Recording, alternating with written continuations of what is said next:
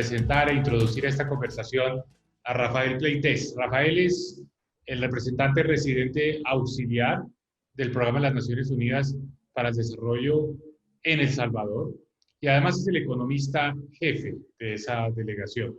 Y en esa condición preparó un trabajo para la serie de estudios que comisionó y que encargó el PNUD para analizar el efecto de la pandemia sobre las diferentes economías de la región.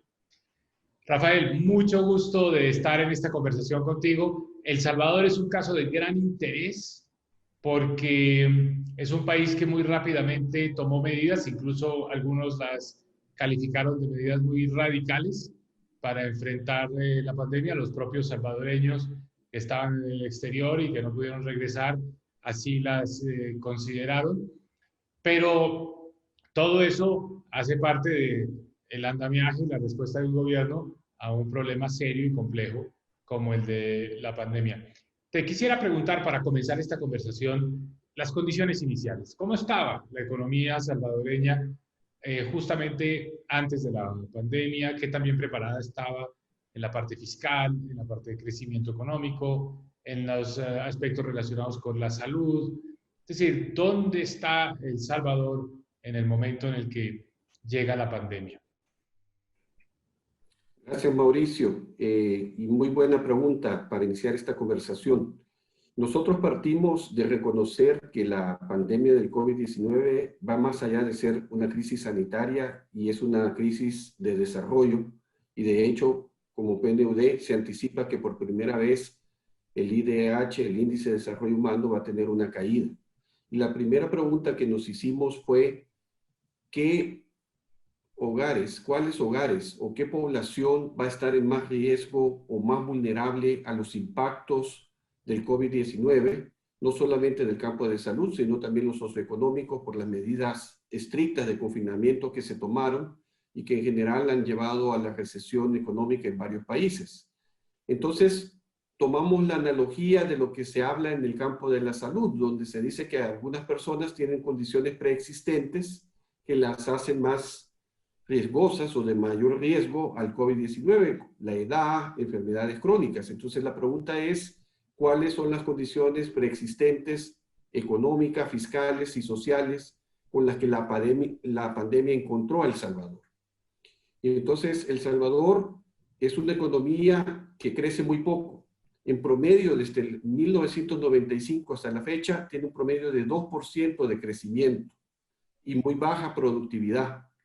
Nos encontró también ya con un alto nivel de endeudamiento público, 71% del Producto Interno Bruto, es decir, con muy poco espacio fiscal para poder responder de forma integral a la crisis. Pero lo más importante, nos preguntamos, y ese es centro de este trabajo, cuáles eran las condiciones preexistentes de pobreza y de desigualdad con las que nos encontramos. Y ahí nos pusimos los lentes de la pobreza multidimensional, que se mide en El Salvador. Tiene 20 indicadores, nosotros seleccionamos 6, que si un hogar tiene una privación en estos indicadores, lo vuelve más vulnerable o de mayor riesgo. ¿De qué estamos hablando? Falta de acceso a agua potable. Obviamente la primera medida que dicen, lávese las manos, pero si no hay agua, es un problema. Y el 20% de los hogares en El Salvador no tienen acceso a agua potable. Hacinamiento. El 40% de los hogares de El Salvador tienen hacinamiento, 3 o más personas durmiendo en un mismo cuarto, no puede haber distanciamiento. Falta de acceso a saneamiento, también falta de acceso a servicios de salud. Y en el campo socioeconómico tomamos 2 indicadores.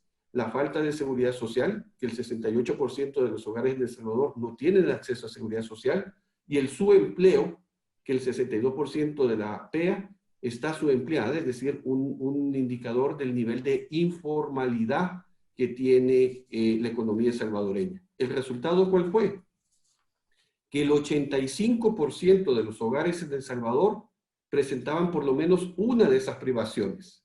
Entonces, respondiendo a tu pregunta, en el ámbito social, la pandemia encontró a un país altamente vulnerable y esta vulnerabilidad fue profundizada por las consecuencias del COVID-19. Qué interesante esa reflexión, porque Mira, he estudiado el tema de la pandemia, he participado en una gran cantidad de escenarios, de foros, de discusión, y tal vez es la primera vez que oigo esta relación entre el índice de pobreza multidimensional, el IPM, y la forma en la como se fue multiplicando la pandemia. Es decir, el IPM es una muy buena forma de entender o de sintetizar esas condiciones iniciales. De manera que es una idea potente que seguramente podrá ser utilizada para explicar por qué a unos países les fue mejor que a otros. No es un tema del ingreso per cápita, no es un tema tampoco de el nivel de la ubicación geográfica. Como vemos, esta pandemia pues no ha reconocido fronteras y muy probablemente estas condiciones iniciales resumidas en el IPM nos pueden dar unas luces que valdrá la pena estudiar hacia adelante. Cuéntame, ¿cómo vieron ustedes el efecto? Ya entra en escena la pandemia, ¿cómo fueron esos efectos iniciales? ¿Qué otro tipo de choques se dieron de manera simultánea y cuál fue la respuesta que dio el gobierno a ese contexto? Tal vez hablemos un poco de los choques iniciales, que no solo fueron los choques en materia de salud pública, sino también los choques en materia de remesas y los ingresos de exportaciones.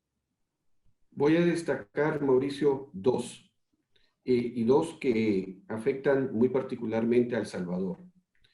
El primero de ellos, por las medidas de confinamiento tomadas no solamente por El Salvador, sino que la tomaron la mayor parte de países en el mundo, incluyendo Estados Unidos. Recordemos esas escenas increíbles de ver Los Ángeles sin vehículos, ciudades totalmente desiertas. Somos una economía altamente dependiente de la relación con Estados Unidos, no solamente comercialmente, sino también por todo el fenómeno de migración y de las remesas. Las remesas representan para la economía de El Salvador el 21% del Producto Interno Bruto, el 21%. Entonces, en los primeros meses, cuando hubo una caída abrupta de las remesas, obviamente esto afectó al 25% de hogares que reciben remesas de forma directa, pero obviamente con un efecto multiplicador de la disminución de consumo, que eso significa para toda la economía en el país. Y de hecho, nosotros dimos un paso más, además de identificar estos 6 factores de privación de la pobreza multidimensional. Identificamos hogares que tenían otros factores de riesgo y uno de ellos fue precisamente hogares muy dependientes de las remesas, entendiendo por esto hogares donde las remesas representan 1/3 o más de su ingreso total. Y acá lo que quiero destacar es lo siguiente.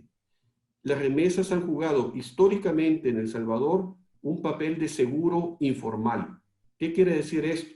Que si se perdía la cosecha de maíz en un hogar rural, ahí venía una remesa extraordinaria de parte del pariente.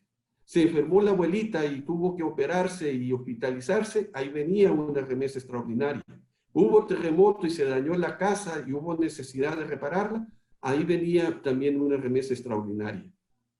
Este mecanismo de seguro informal de las remesas ha funcionado muy bien en El Salvador, a excepción cuando se dio la crisis financiera del 2008-2009 en Estados Unidos, porque también allá se afectó grandemente a las familias salvadoreñas. Y se rompió también en los primeros meses de la pandemia del COVID-19.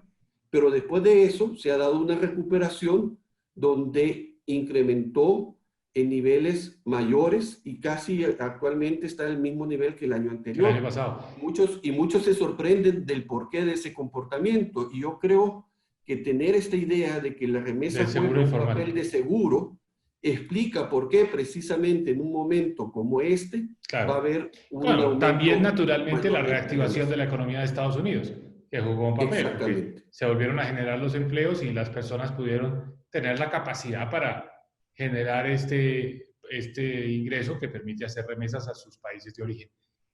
Cuéntame un poco. Y eso es el mecanismo que hace la migración, que le hace diversificar el riesgo al hogar en El Salvador, porque cuando tiene a un pariente en Estados Unidos, los determinantes de la economía o del mercado de trabajo en Houston, en Washington, son totalmente independientes a que si en El Salvador llovió o no llovió, o otros determinantes de la economía del Salvador. Claro.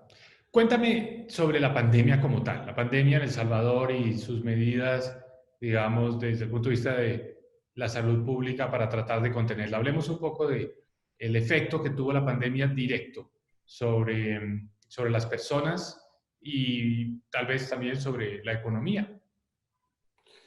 Bueno, obviamente impactó a un sistema de salud que descansa mucho en la salud pública, como casi en toda América Latina, donde en general la red de servicio hospitalaria es bastante deficiente y no está debidamente financiada, y por lo tanto puso en emergencia a todo el sistema de salud. El presidente decidió en una medida extraordinaria de construir un nuevo hospital especializado solamente para atender los casos del COVID-19, el cual todavía está en proceso de terminar en su última etapa, pero esto da una idea de la respuesta radical que se dio de parte del gobierno para enfrentar la epidemia.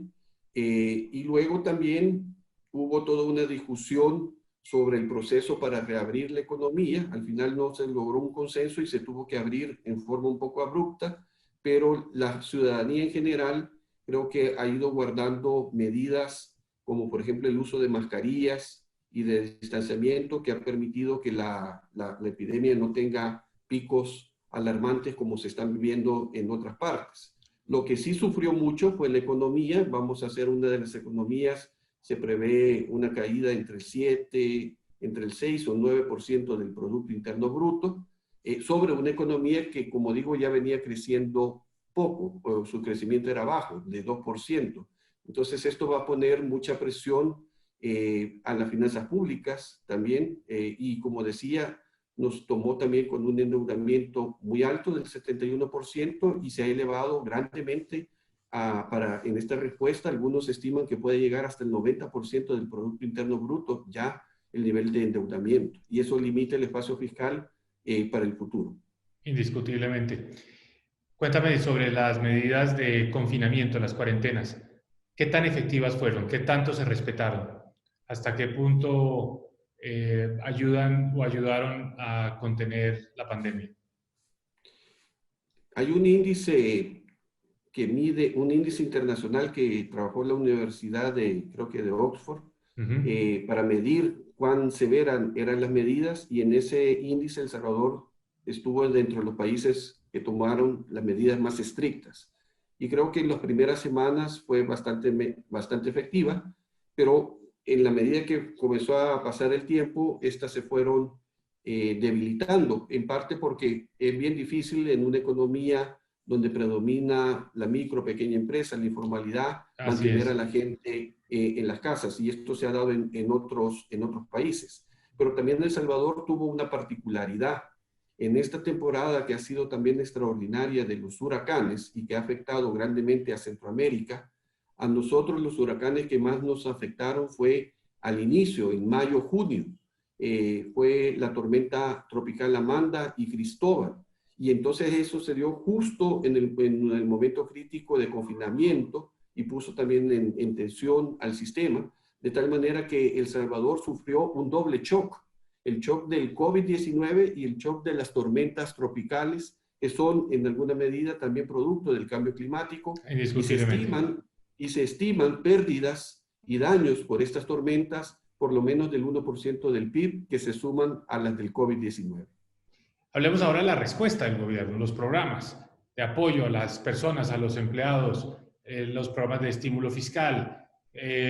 Cuéntanos un poco qué se veía cuando ustedes prepararon el documento, qué propuestas hicieron, qué hizo el gobierno y cómo evaluarías tú la capacidad que ha tenido el gobierno de amortiguar por la vía fiscal parte de estos choques, de estas, digamos, esta confluencia de choques tan devastadores. Entre las medidas más destacables de parte del gobierno fue una transferencia monetaria de $300 que se dieron a hogares. Fue bastante alta y obviamente tuvo un costo fiscal ¿Por una sola también vez? por una sola vez. de $300 y luego se mantuvo un programa que continúa de entrega de alimentos prácticamente en todo el país. Entonces hubo una respuesta de transferencias muy importante y recientemente se está activando un fideicomiso para apoyar a la micro y pequeña empresa, sobre todo la que fue más golpeada en pérdida de empleo. Ahora, nosotros como Naciones Unidas y como PNUD estamos articulando un plan de respuesta socioeconómica que tiene 5 pilares para articular una respuesta integral que tiene que ver con salud, con protección social, con reactivación económica, el pilar macroeconómico y el de cohesión social. Y estamos haciendo una apuesta, concretamente en PNUD, muy importante de disrupción digital, porque creo que esta pandemia también descubrió las desigualdades y sobre todo nuevas desigualdades que están marcando este siglo XXI. Pensemos, por ejemplo, el impacto que ha tenido en la educación, los retos de tener la continuidad del año escolar por medios virtuales, pero ahí descubrió la enorme desigualdad entre aquellos que tienen acceso a Internet y los que no tienen, y la calidad de ese Internet. Entonces, hay una necesidad de entrar a enfrentar esos problemas de desigualdad digital y de dar una respuesta innovadora en ese sentido. ¿Crees que la pobreza y la desigualdad van a aumentar en una proporción muy alta este año? ¿Cuál es tu cálculo inicial de dónde va a quedar la pobreza? Directamente no hemos hecho estimaciones, pero las estimaciones que otros, el BID, el CEPAL, han hecho, dan un impacto bastante alto, por lo menos como de 10 puntos. 10 puntos, ese es el promedio de América Sí, Latina, 10 puntos porcentuales. sí, 10 puntos porcentuales. Recordemos que en términos de pobreza multidimensional, la condición preexistente era 1 de cada 3 salvadoreños estaban en condición de pobreza multidimensional, 28% de los hogares. Entonces partimos de un nivel relativamente alto y sobre eso se tiene este impacto. Entonces sí va a profundizar el nivel de pobreza sin duda y como digo, la pandemia ha puesto al descubierto las desigualdades estructurales, pero creo que también es la oportunidad para dar una respuesta integral y tratar de construir algo mejor que lo que teníamos antes. Eso obviamente requiere de un esfuerzo de reformas, de aprovechar esto, como dices tú, como una oportunidad para cambiar el statu quo, para hacer los ajustes que sean necesarios en un momento de mucha tensión, pero donde también las sociedades aceptan más los cambios. ¿Cuál es esa agenda que ves hacia adelante que se debe impulsar para que la reactivación no solo sea más fuerte y más pronunciada, sino que también siembre la semilla de una economía que pueda resolver los problemas seculares que trae, que comentaste al comienzo, de bajo crecimiento, alto nivel de endeudamiento? ¿Hacia dónde debe migrar, evolucionar un poco la agenda de políticas de El Salvador? Señalaría 3 puntos principalmente. Uno, sin duda, es la oportunidad para fortalecer todo el sistema de seguridad social y de protección social, que es una deuda histórica y lo dejó muy evidente la pandemia. Claro, aquí va a estar el reto de cómo financiar ese fortalecimiento de la protección social y eso lleva a la necesidad de hacer una reestructuración de finanzas públicas importante.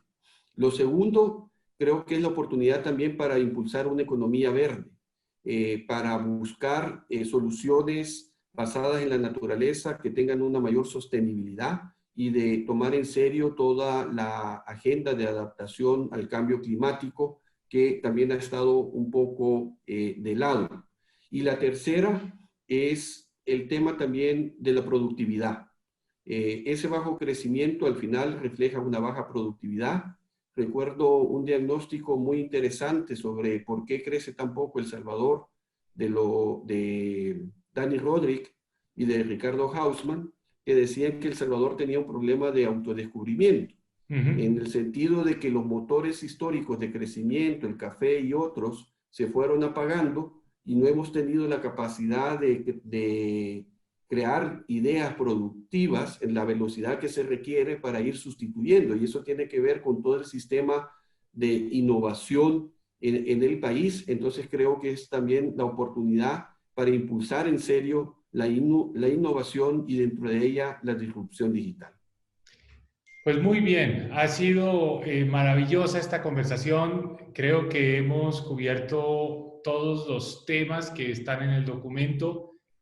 Yo lo que les sugiero a las personas que nos están viendo, nos están escuchando a través del podcast, es que lo lean el documento. Es un documento muy interesante para entender una economía que, si bien es pequeña en el contexto general latinoamericano, es una economía muy emblemática, muy representativa de lo que son los problemas del mundo de hoy, los problemas asociados a la pandemia, los problemas asociados al cambio climático, los problemas asociados a la falta de capacidad de insertarnos bien en las cadenas globales de valor, a encontrar, como dices tú, de autodescubrirnos, de encontrar cuál es esa siguiente meta que vamos a ponernos, ese nuevo reto, el nuevo sector que va a impulsar a la economía.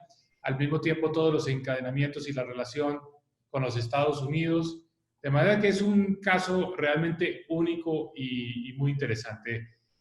Sugiero la lectura del documento y te agradezco enormemente, Rafael, por este tiempo y esta conversación tan amena. Muchas gracias. No, gracias a ti, Mauricio, y realmente ha sido una muy agradable conversación. Y también invito a que puedan leer el informe y el libro en general. Gracias.